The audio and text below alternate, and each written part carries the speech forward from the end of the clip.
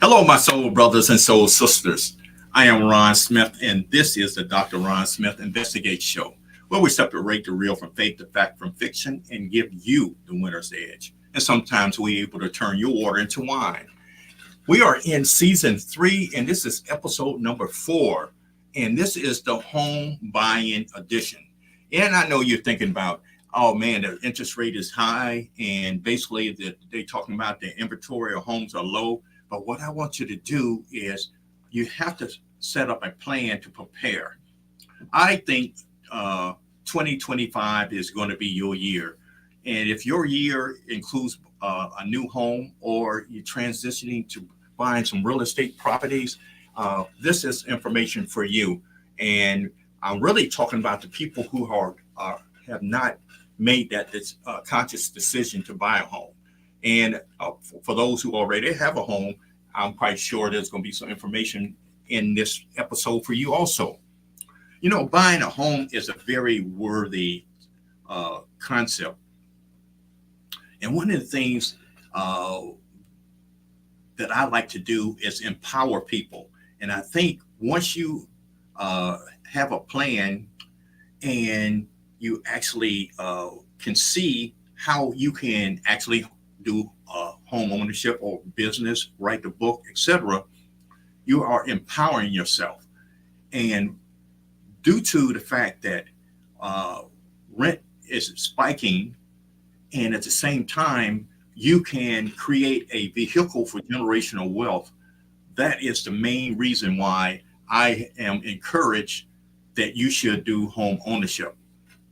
And one of the things that in this country, especially since we are in and I call it economic democracy, which means that basically, as when you are an owner or something, you get more respect, which means you get more respect from the lending institutions. Believe it or not, socially, you just improve your whole status, and it's one of those keys to generational wealth. So if you can imagine yourself, you know, the most beautiful home that you can actually invent and have the vision for. And I saw this house in La Jolla, California. It was over a cliff. You can see the Pacific Ocean. I mean, it was like a mile acreage. The house was like 32 square feet. We're talking about 12 bedrooms, you know, 5.5 bath, you know, you have their own infinity pool, et cetera, et cetera. You know, that would be the great, I guess, forever home. But more realistically, I think if you can just come back to reality, a 3 or 4 bedroom house, 2.5 bathroom on an acre lot will probably be suffice. And the thing about it is that we can have the dream home, or you can actually come to reality. But the whole idea is basically you have to think about certain things, which mean that basically I always say that basically you have to have a plan where how you're gonna earn or create income, how you're gonna manage it, and how you're gonna leverage it. And basically, we're going to talk about more about leveraging right now and how you protect it, as well as building a legacy, which is that having generational wealth. So as far as leverage is concerned, you need leverage if you cannot pay $400,000 in cash for a house, or $900,000 in cash for a house, or that dream house that I was talking about costs about $12 million. So one of the things that you have to incorporate in your plan is a strategy of how you're going to do that. So one of the things that when I first bought my first home, I didn't include some upfront costs. And I'm going to go through a few lists of those things. The home inspection, the original down payment, the earnest money deposit once you don't want that house to get off the market and you want to lock it in. I didn't include the new appliances, the new furniture, and new decor, which means that basically every man wants a man cave. So basically, is that going to be 4 seats, 6 seats, or 8 or 12? And uh, is it going to be the 85-inch widescreen TV? Those are the things that you have to put into your plan. But let's not get ahead of ourselves. Uh, Here's the strategy. Let's say that you are 2025 is your year. So at this point, what you want to do to make sure that you have your FICO score, which stands for Fair Isaac Corporation, which is just a calculation of your credit score information. That's what he built a long time ago, and how you need to consider the three reporting bureaus, which is TransUnion, Equifax, and Experian. So within this year, you don't want to change jobs because basically they want to look at your employment history, and you want to make sure you have 2 years of solid with one company before you start doing that, and you don't want to start changing jobs. And you need to look at your debt to income ratio, which basically, there is I guess, measurement. You shouldn't use no more than 35 to 40% of your income on your house. And the next thing is that this probably should be number one, is get your credit scores. And I mentioned the TransUnion, Equifax, and Experian. Get all three of your credit reports, because what you want to do is make sure that all of them are virtually saying the same thing. And I can guarantee you each report is going to be a little different. And what you want to do is that make sure you go through it to make sure that all the addresses are correct. And if there are anything that's incorrect, you need to start working on getting those validation, which means basically you're sending a letter to each of these individuals if there is a discrepancy on your credit report, so we can get those things removed. Even if there's your middle initials and stuff that people are claiming and hoping and pray that you don't are not in the middle of identity theft, because that is very prevalent right now. And matter of fact, Social Security was hacked about 2 weeks ago. So basically, all of your Social Security, date of birth, all those information is out there somewhere. And even if you're not buying a new home, you need to get your credit report. Matter of fact, I just got mine's.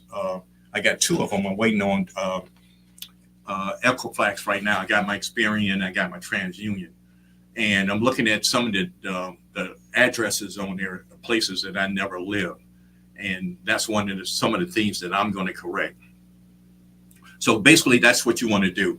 So you want to clear out all the old information, and after 7 years, some of the old debt should drop off, but it's going to take your initiative to contact the credit bureaus to make sure that they are doing that, because basically they get paid if there are negative information on your report, because that's what these credit reporting bureaus do. So, and to think about it, taking some of that negative report can add points to your credit score. And what you want to have is a 620 of above. So I'm going to explain what the FICO score, credit score, I'm using those terms interchangeably, and actually determines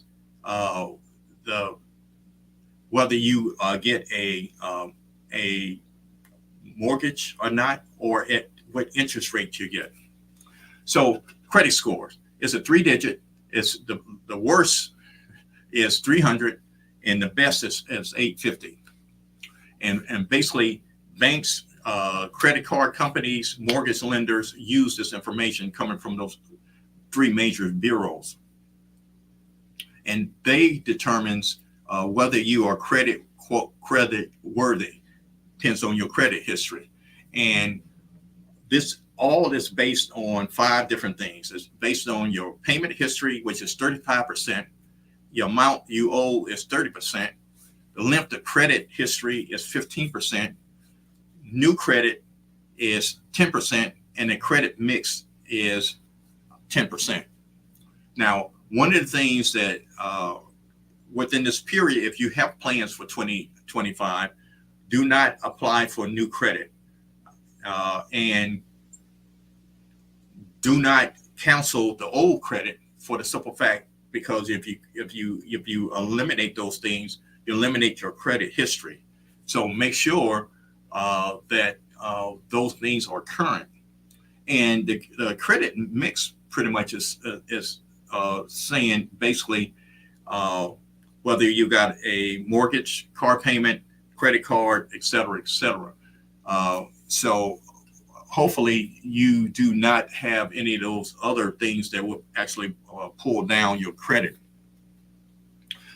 One of the things about buying a home is that prices are still climbing, which means that basically 6 months from now, if you're looking at let's say $350,000 house, 6 months from now, we don't know what the interest rates is going to be, and we don't know if, well, I can guarantee you the price of the house is going to be more.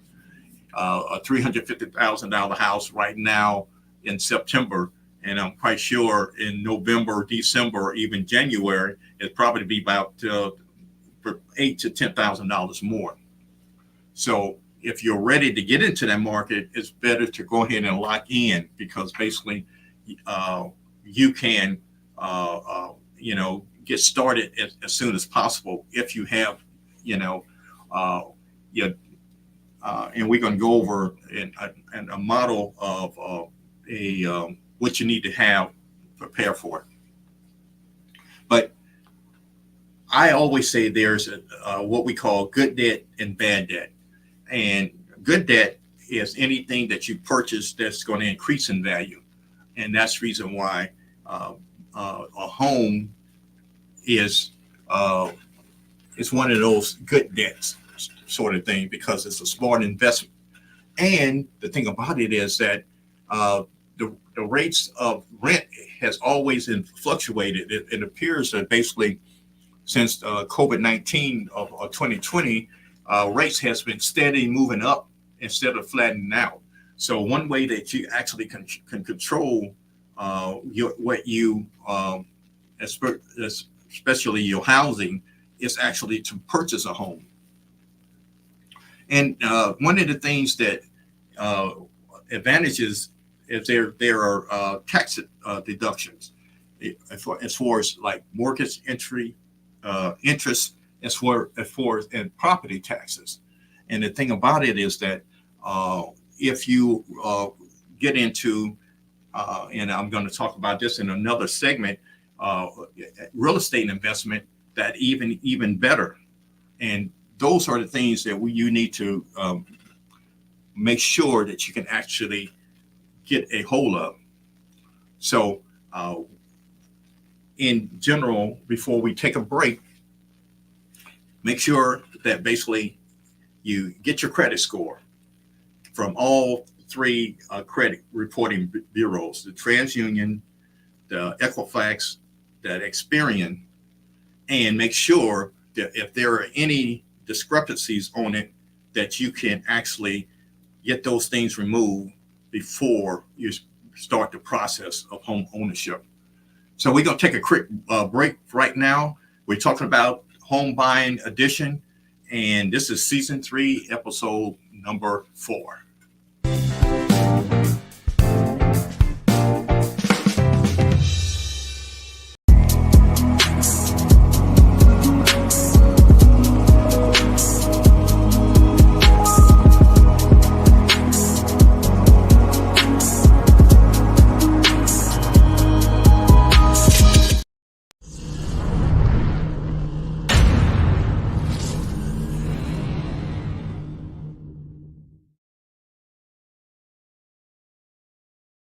Hello, my soul brothers and soul sisters.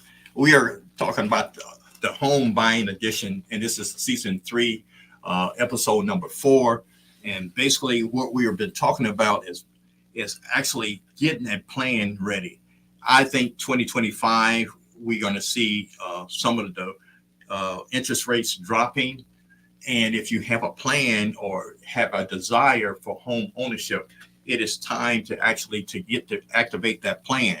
And what I mean by that is basically the first thing uh, that I really encourage you to look at leverage. And leverage is actually OPM, using other people's money, which means basically if you don't have a $500,000 to put down on a home, basically you don't have to borrow that.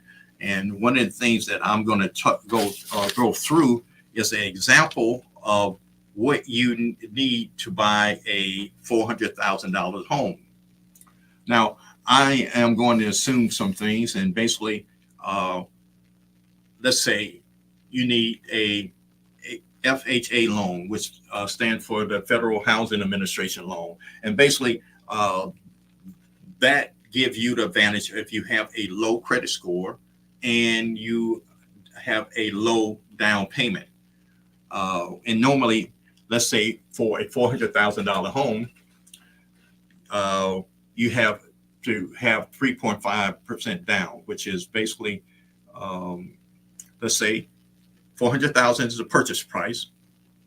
The loan amount after 3.5 down is $386,000. With that FHA loan, you have to have a mortgage insurance, which is going to cost you roughly $6,755. So the total loan amount would be $392,755.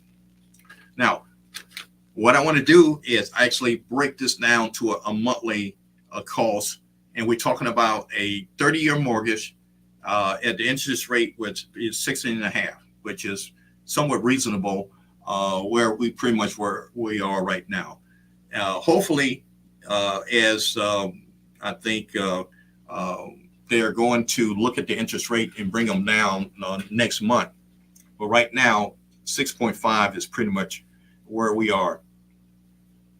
The P&I, which is a principal and interest payment on that loan, would be $2,483. You would have to have the mortgage insurance, which is on the FHA loan, which costs you $177 per month. The taxes on a $400,000 home is $600.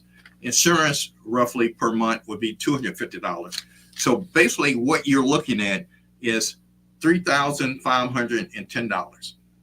Now, I know, some of us, that might be a whole lot of money, but here's the thing. Think if you have let's say a father son or mother daughter or vice versa, and you basically you want them to move into your home. So basically what you can do is basically both of you guys will be on the mortgage. So let's say if you go half with that, so we're looking at both of you guys paying roughly $1,800 a month for a $400,000 home. Or think about this: if you're just a recent college graduate and you got two, brother sorority sisters or frat brothers or friends who that are dependable, reliable, and basically they want to get into the home ownership or the real estate investment, this will be a golden opportunity for them to get involved with that. So one of the things with that in mind is that I gave you an example of a $400,000 house, which is pretty much average. We're talking about maybe a 3-bedroom, 2.5 bath house in, let's say, a city like Virginia Beach or Atlanta, or I don't want to go to Nashville, maybe Charlotte. Those things are doable. If you go up to DC and Philly and New York, that might not be feasible to think about those prices. But the whole concept is still there. So what you want to do, you want to find somebody with like mind and like attainment, which means that basically they have the five basics that that we discussed earlier, and I'm going to reiterate them too. So they have the means to earn or create uh, that type of debt to income ratio that I mentioned before, which means that uh, also that they have management skills that they can actually create their own budget, which means basically they have income coming in. They have limited control over their looking to invest in other assets. Approved for a loan, which means that basically they understand what their credit scores are. Which remember I said basically they need at least a 620 or above. Now with an FHA loan, they will go as low as 580, but you got to realize that when you go below that, you're gonna have to pay probably more in your PMI, which is your mortgage insurance, because you got to realize that hey, we're selling money here, and basically we're looking for a payback, and hopefully that you're not defaulting on a loan. So at the same time, so what you were looking for is then having that basic five basics. Number 4 is protection. How is this person? If they have the health insurance? Do they have their if they're renting now, they have renter insurance? Do they have other types of insurance? And one of the things that I want to mention, because I'm working with a lot of senior estate planning, one of the things that I didn't consider, let's say even 5 to 10 years ago, is having disability insurance. And what I mean by that is that if you slips, trips, and fall, or any types of injuries, what facilities do you want to be able to have your rehabilitation in? Whether you want to do it in your home or whether you have to go to an outsourced facility. And I am just been mind blowing, almost sticker shock when I see the cost of assisted living or rehabilitation programs out there. I mean, we are talking about into the thousands and thousands of dollars. And the thing about it is that if now when you are healthy and you're employed, is the time that you should start considering those things, and make sure that you have certain things in place. And it's not as as you age and get older, think about your parents, your grandparents, and you have to think about yourself. What do I have to put in place to have the peace of mind?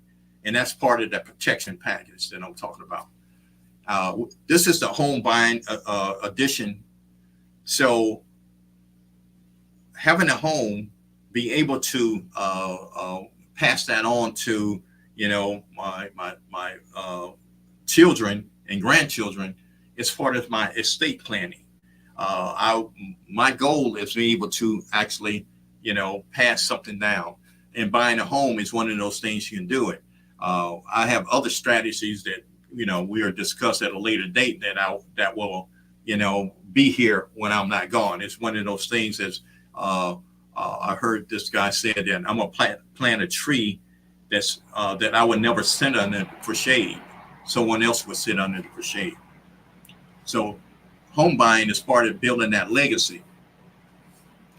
Now, before we leave, there's a couple of books that I feel that would be very, very important for you in your financial literacy, financial knowledge. The thing about it is that the more you hear it, the better you become at it. The first book is called Rich Dad, Poor Dad. It's by Robert Kiyosaki. And that's what really, I read this book maybe about 30 years ago, maybe some older than that. But it got me started thinking about, this the future and the current, and how I can actually, exercise some of the things. And just by being employed and having a 401k and having your Social Security and hopefully having a pension plan, you need something else besides that. I feel that you need to probably have at least 4 passive income streams by the time you get ready to retire. And basically, Rich Dad, Poor Dad mentioned some of those things in his book. The next book I'll recommend is called Your Money or Your Life, and it's by Vicki Robbins. And what she really brought out to me was, are you really working for money, or are you working for your life? And sometimes we are on that hamster wheel, and sometimes we forget what's really important in life. And basically, she kind of brings that back home. Basically, you should be living life instead of working for life. And the Millionaire Next Door is really talking about there's people around you who are millionaires and multimillionaires, and that you will never really know it, which means that basically they don't have the bling bling that you see certain people on, all the jewelry around in the neck, the $300,000 watches, or the big Mercedes, or the big Lexus, and all these other vehicles, but they are well established financially. They can travel anywhere they want. They can address any financial needs they have, and they can go anywhere in the world that they desire. And when you look at them, you would never really, well, I can tell, because there's some things that money can't hide, which I share some things. A nice pair of shoes, a nice watch, a nice belt, even a nice purse. Those things sticks out to me because I'm just that fashion guy. But my point is that but they are not loud and flirtatious like you see a lot of the entertainers or athletes are. Another book is I Would Teach You to Be Rich. And I might, his name is Remit Seth. And basically, what I got out of his book, he said that basically time, date, investing was one of the keys to him, which means that basically if you're beginning, let's say you in your 20s and early 30s, you could go more aggressive with stocks and those things. When you in the middle, you want to go start doing the stocks, bonds, etc. When you get ready to retire, those things you want to start being a little more conservative with your investments. And that's what, and basically, he also said that basically there are some things like your mortgage and your car that you want to put on automatic pay. Therefore, you make sure you're always ahead of the payment cycle. And The Richest Man in Babylon, which by George Clausen, Think and Grow Rich by Napoleon Hill, and The Little Book of Common Sense Investing by Joe Bugle are some of the suggestion readings that I built on, I guess, the foundation of my financial literacy. And all of that is to say that 2025 could be your year to buy a home, which would start your generational wealth and start playing control over the fluctuating rent prices. Boy, that was a mouthful. Thank you for your time. My time is up, And I thank you for yours. Looking forward to seeing you again on Dr. Ron Smith Investigate.